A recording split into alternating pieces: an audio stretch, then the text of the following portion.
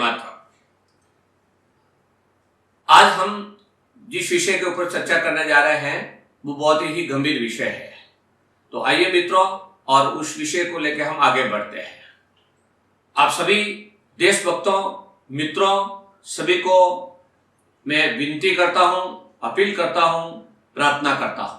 आजकल social media के अंदर एक वीडियो बहुत ही तेज गति से वायरल हो रहा है।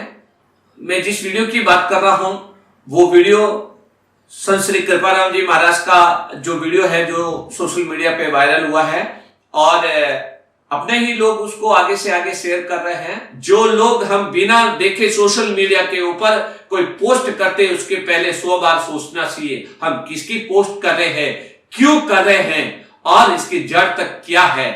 हम लोगों को इतना भी विचार नहीं आया। जिस संत ने एक सराहनीय कदम किया है, जिस मुसलमान की बात करते हैं, जिन मुसलमानों की बात करते हैं या जिस मस्जिद की बात करते हैं, दोस्तों जिस गांव में ये कथा हुई है और वो राजस्थान भारत की बॉर्डर का सबसे अंतिम गांव है जहां पर कथा करने के लिए जमीन नहीं थी, और उस मुसलमान परिवार ने अपना पूरा खेत दिया है।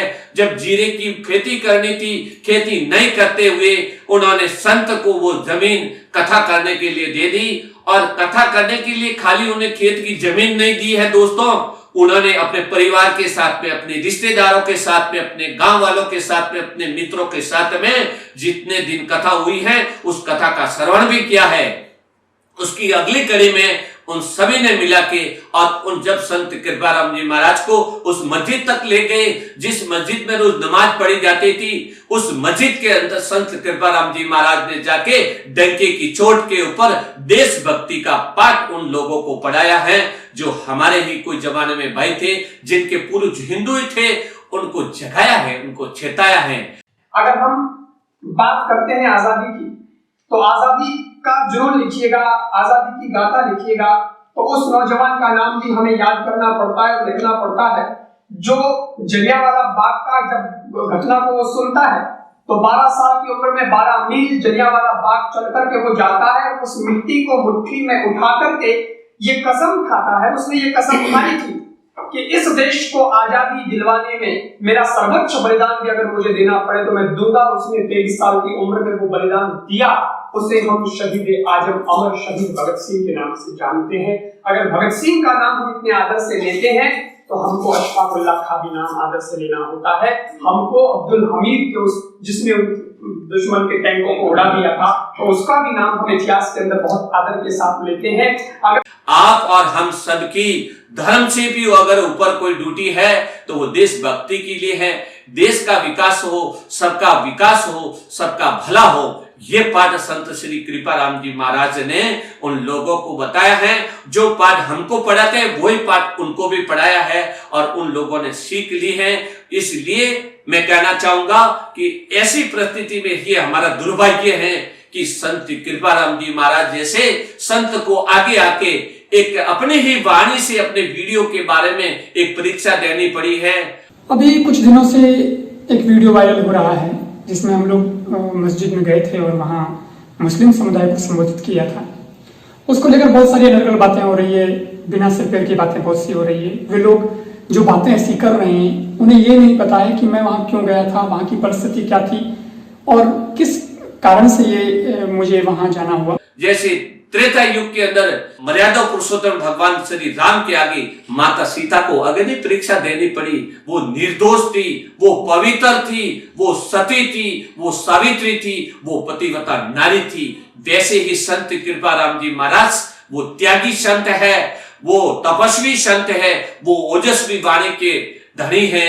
ऐसे संत जिन्होंने लाखों देशवासियों का भला किया है और भला कर रहे हैं, जिनकी आत्मा से, जिनके दिल में एक भारत माता का स्वरूप है और दूसरा कुछ भी नहीं है। ऐसे संत को हम सैल्यूट करते हैं, वंदन करते हैं, जिन्होंने हिंदू मुसलमान एकता की एक मिसाल कायम की। क्या बाबा रामदेव जी ने ये काम नहीं किया था हिंदू मुसलमानों के लिए? क्या संत कबीरदास जी ने ये काम नहीं किया था हिंदू मुसलमानों की जो एकता के लिए, भाईचारे के लिए? क्या हम लोग ऐसे ही जहर उगलते रहेंगे? जो राष्ट्रवादी मुसलमान हैं, जो राष्ट्रवादी हिंदू हैं, या जो भी राष्ट्रवादी इस देश में रहने वाला इस भारत माता का पुत्र है, उसको भारत माता की वंदना करने का अधिकार है। है दोस्तों, है। अरे कई लोग तो इतने गिर गए हैं जिनकी बात करना भी मेरे मुंह से शर्म की बात होगी कि लव जिहाद की बात करते हैं।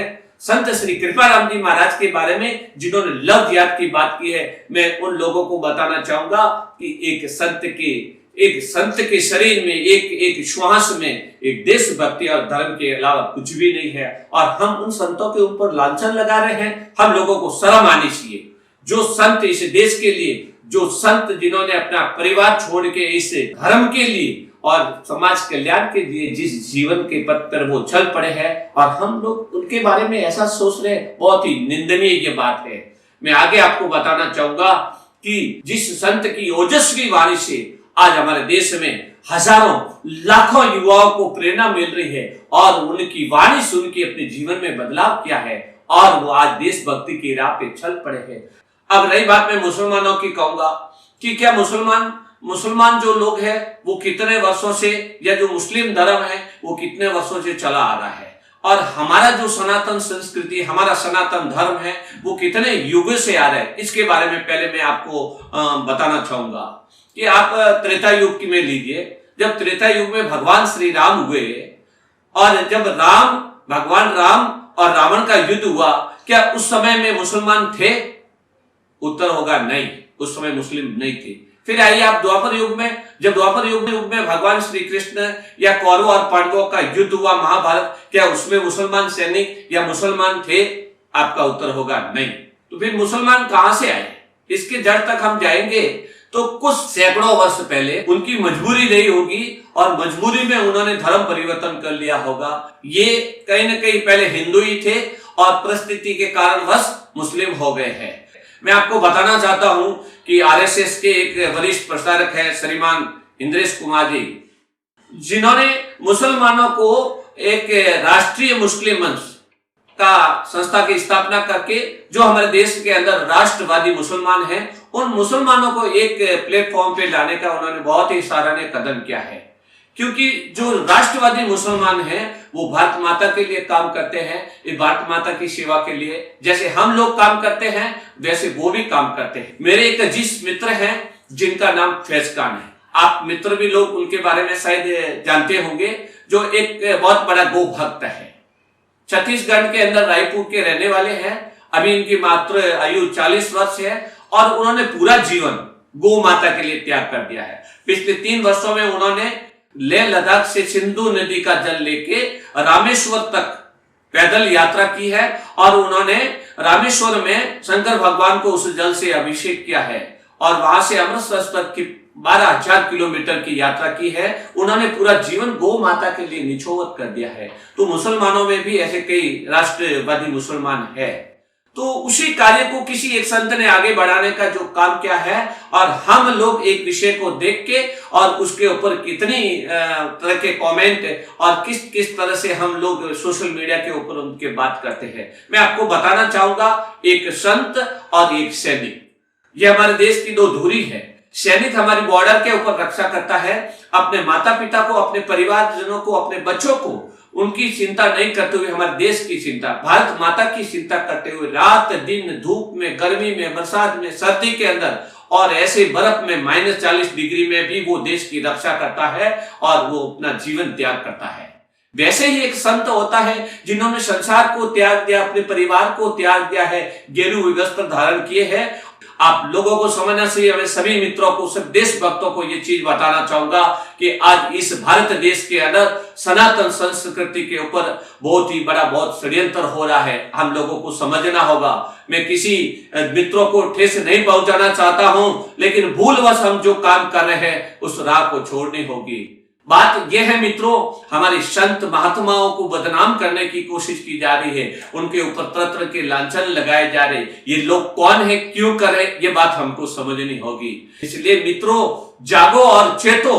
जिस राह से हम भटक रहे हैं उस भटकते राह से हम आए और संतों के सानिध्य में जाए। जो कोई व्यक्ति संतों के बारे में बात करता है, हम लोगों को खड़ा होना चाहिए। तभी हम सच्चे देशभक्त हैं। और विशेष रही बात जिस संत की, हाँ मैं उस संत के बारे में कहूंगा, मैं जानता हूं जिनको 15 साल की निजी जिंदगी मेरी जिंदगी में उनके साथ में गुजरी है, और उनके बारे में मैं प्रामाणिकता के साथ में, विश्वास के साथ में, दावे के साथ में कहता हूं कि संत श्री कृपाराम जी महाराज और उनके गुरुवर श्री राजा राम जी महाराज ने जो काम धर्म के लिए, जो देशभक्ति के लिए और जिस समाज के कल्याण के लिए क्या है वो बहुत सराहनीय है। ऐसे संतों को वंदन करते हैं, धन्यवाद करते हैं, नमन करते हैं और उनकी जय जयकार करते हैं। मैं सभी मित्रों, अगर मेरी वाणी से किसी को ठेस पहुंचा हो, मैं क्षमा चाहता हूं, लेकिन मेरी अंतर आत्मा की ये पीड़ा थी और इसको मैं रोक नहीं पाया। और इसलिए जो भारत माता के इस सराहनीय कार्य में जो भी काम करते हैं, हम उनके साथ कंधे से कंधे लगाकर खड़े हैं। भारत माता की जय, वंदे मातरम, विश्व का कल्याण हो और सब संतन की जय हो, गौ माता की सेवा हो, भारत माता की जय।